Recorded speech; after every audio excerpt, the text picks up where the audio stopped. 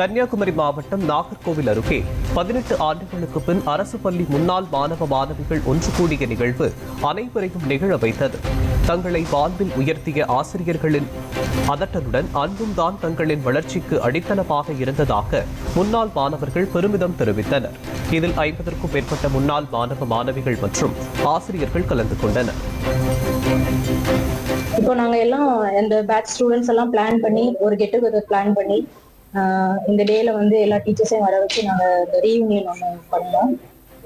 ஸ்கூல்ஸ்க்கு எல்லா டீச்சர்ஸையும் பார்த்ததுல எங்களுக்கு ரொம்ப சந்தோஷம். ஸோ உங்களுக்கு நிறைய ஹெல்ப் தேவைப்படுது.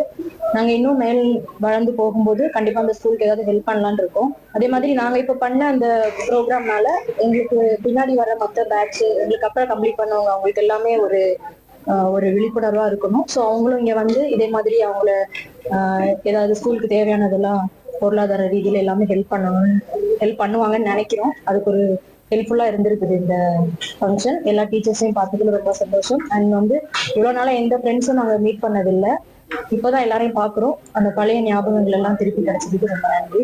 ஆக்சுவலா எங்க ஃப்ரெண்ட்ஸ் வந்து கெட் டுகெதர் பிளான் பண்ணும்போதே எல்லாரையும் ஃபைண்ட் அவுட் பண்றதுக்கே ரொம்ப கஷ்டமா இருந்துச்சு. ஒருத்தவங்களோட சோசியல் மீடியா அக்கௌண்ட் பார்த்து அவங்களோட கான்டாக்ட் நம்பர், பக்கத்துல இருக்கவங்களோட கான்டாக்ட் நம்பர் அதெல்லாம் வாங்கிதான் நாங்க வந்து ஒருத்தவங்கள கேதர் பண்ணணும். பண்ணிட்டு எங்களுக்கு அது வந்து ஒரு 3 months முன்னாடியே நாங்க இந்த பிளான் பண்ணி அப்புறம் வந்து இப்பதான் எல்லாரையும் ஒன்னா பாக்குறோம். இன்னும் நிறைய பேர் வரல, எல்லாரும் வந்தா நல்லா இருக்கும் அப்படின்னு சொல்லிட்டு